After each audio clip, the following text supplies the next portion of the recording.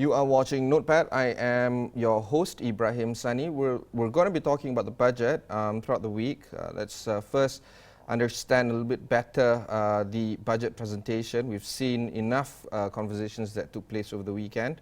But for now, some analysts have argued that the budget is a defensive budget, largely because of the spending being more broad rather than targeted. So, for instance, CIMB-CGS argues that spending could have been more targeted, as a public debt to GDP of 60% means that it is giving the government limited policy space if the baseline scenario of fading COVID-19 headwinds do not dissipate by 2021. And while we understand this is the situation in terms of the defensive budget, it is still allowing a lot of the common ideas to be addressed, including that of the pockets of people that are currently looking at it being resolved. One of them is, of course, the B40 and M40 households in this budget. They were the prime beneficiaries, benefiting about 9 billion ringgit in direct cash transfers and 18 billion ringgit in cash flow accretive measures, including EPF contribution rate cuts, EPF I-Lestari and Account 1 withdrawals. Also worth mentioning is that in the B40 and M40 households, there are other goodies as well in the budget, including that of telco credit and 1% point personal tax cut for the 50 to 70,000 income tax band, as well as higher tax relief on medical expenses, lifestyle, SSPN savings and disabled dependents. This can also be seen as one of the measures to actually help improve not just the B40 M40 income coming in, it's also trying to increase their disposable income as well, because of the enhancement of the targeted loan moratorium, i.e. B40 borrowers and micro entrepreneurs and micro enterprises with loans up to 150,000 to be allowed a 3-month moratorium on installments or a 50% reduction in monthly repayments for 6 months. And simplification of the M40 income declarations will also increase in terms of the allowability of people to actually declare more of the income tax. And because of this, we would like to invite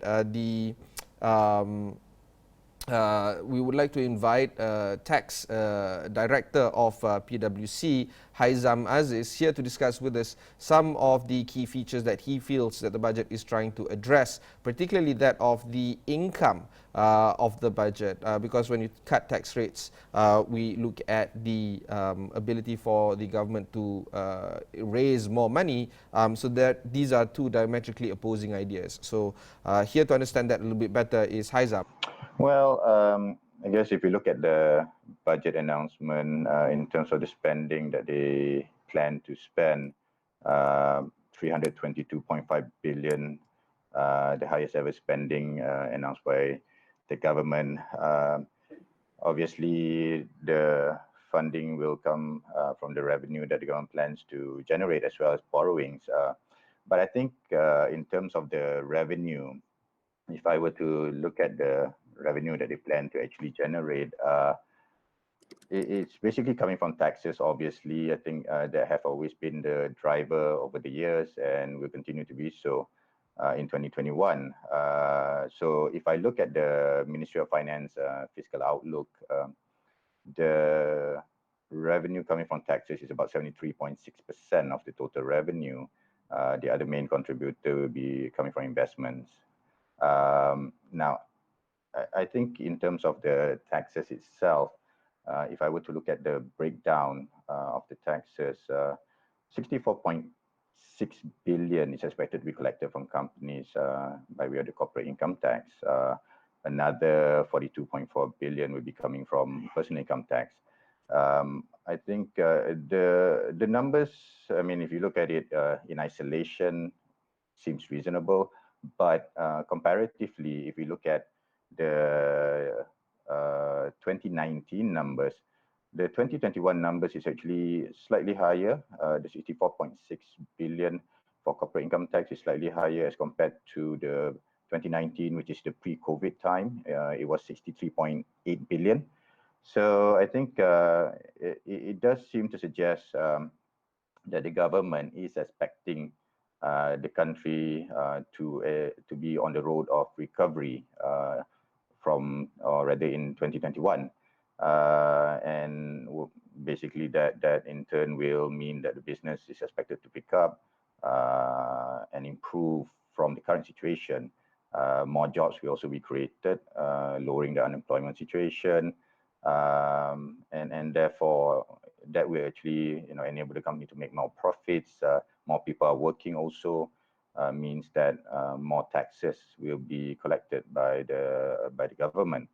So obviously that is the expectation, but I want to ask you. yeah, No, I want to ask sure. you about the reality of things, because if the situation is poor this year and the situation will continue to be in recovery mode next year, isn't this 64 point plus budget billion income from income tax a little bit optimistic, a little bit unrealistic, so to speak?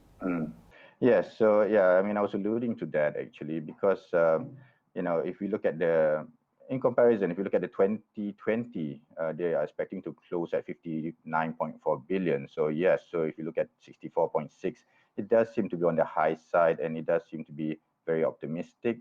So I guess, yeah, I was alluding to the concern that I have is if they do face challenges, and we don't, because we're talking about 2021, it's just going to be another 2 months time, and if we don't see much recovery, at least in the first half of the year, then that will put a lot of pressure on the government to generate the revenue in the second half of the year. So that means, does that mean aggressive tax audits we need to be undertaken by the Inland Revenue Board? So again, if I look at the fiscal outlook, what was mentioned in terms of what will be driving this revenue is actually the government expects to see an increase in the tax compliance and tax audits to be conducted by the IRB. So like I said, the concern is, we hope that it's not aggressive tax audits.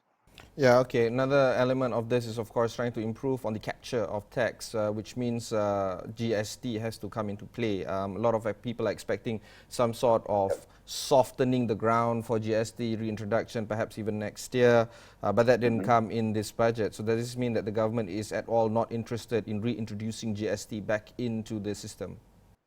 I don't think that is the case. I mean, if you look at GST,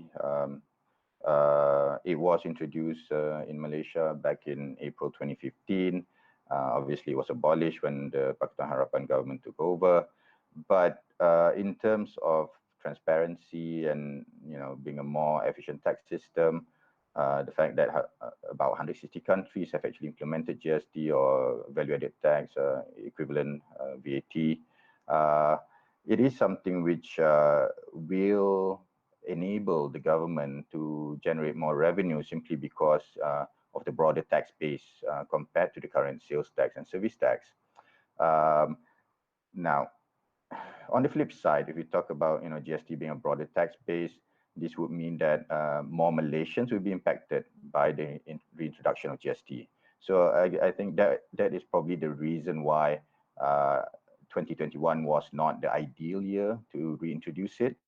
But it doesn't mean that it will not be, or rather it will not come into play in the later years. If we talk about apart from the broader tax base and impacting Malaysians overall, when GST was implemented back in 2015, in terms of the issues that was faced by the businesses, the companies, and overall public, I would say there were some niggling issues here and there, but the one of the main issues was actually refund processing of GST overpaid. All right. So if you talk about the current pandemic situation, where cash is important for everyone, including companies, delays in refund processing is definitely something which is unacceptable, or cannot be in line with what the government plans to do. I mean, I in would the call current this situation. I would call this teething issues, and we've had a lot of discussions into how to improve the GST process, refunds process. If there's audit issues, perhaps refund first, then audit later. Those kind of things. But the reality is as such, where the political environment, there will be no political will for the government to introduce back the GST. We've seen how the BN government, Barisan National Government, was hugely unpopular because of the GST. On the flip side, the Pakatan government was highly popular because of the abolishment of the GST, but it has harmed the economy in terms of reducing the tax base for income.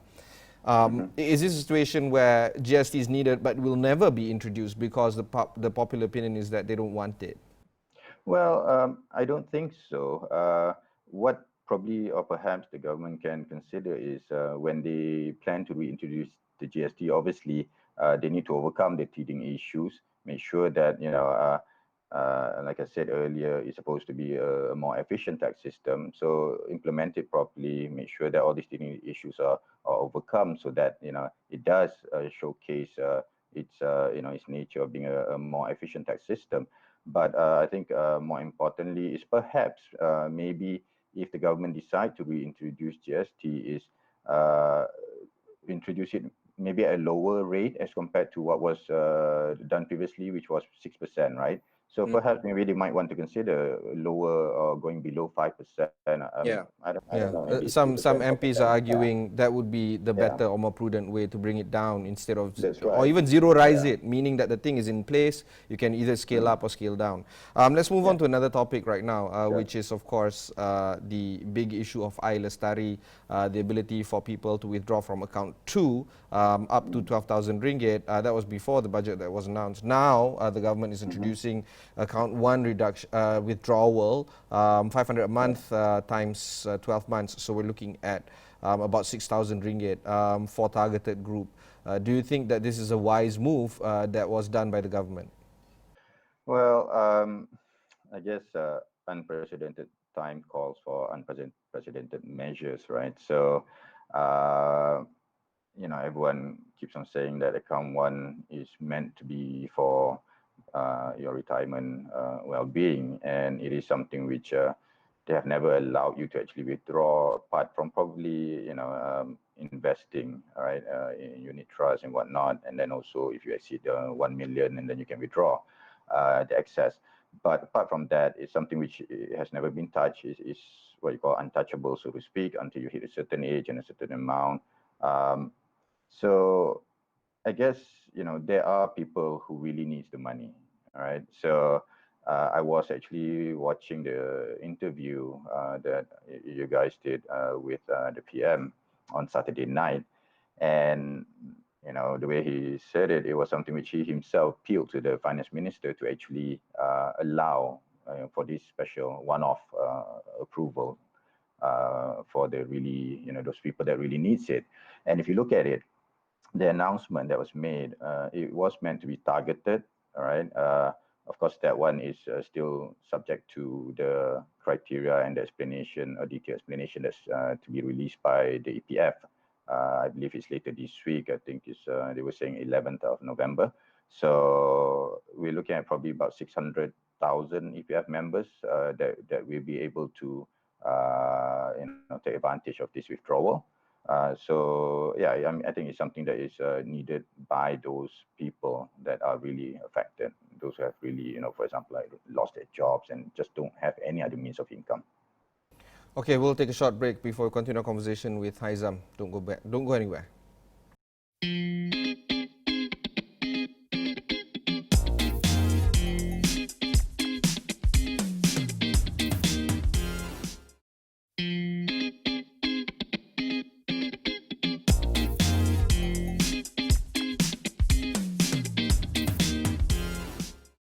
Welcome back. This is Notepad. I have with me Muhammad Haizam Aziz of PwC, the tax director there. Haizam, let's talk a little bit more about tax incentives that could have been attained or given by the government to us. 1% reduction for those earning 50,000, 70,000 is, I guess, nice. Some opposition MPs argue should be more, but is that enough? Should we get more? What would be some of the thought cases or thought process that was involved in this? Well, I think with regards to the immediate needs, right? In terms of, or rather the reality of it during this pandemic time, cash benefits are better than fiscal benefits. It is something which, cash in hand to the rakyat obviously is more important, and at this point in time, as it's more, it's liquid or more in terms of liquidity. It's something that they can spend. It is something that they need at this point in time, cash in hand.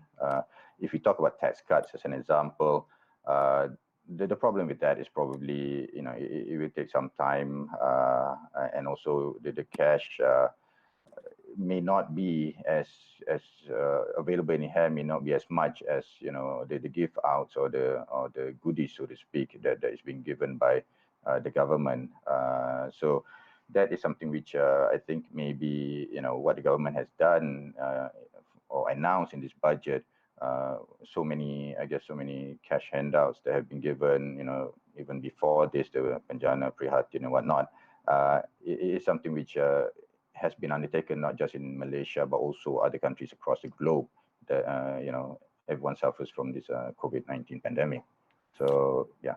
Yeah, okay. The idea that I want to touch upon is, of course, within the tax measures, you were mentioning that cash benefits is a little bit better than fiscal benefits. What other measures do you think could have been proposed in this budget, or what was missing from the budget that you think is, needed to be talked about? Right. So I think, I think, of course, the one that I was hoping for was a reduction in the corporate income tax rate.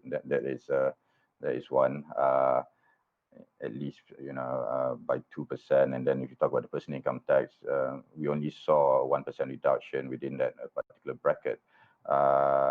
Reduction in the corporate tax rate obviously will enable companies, because they pay taxes on a current year basis, and therefore, if the tax rate was reduced, that means the cash tax will actually reduce as well. So that means more cash will be available in the hands of the company themselves.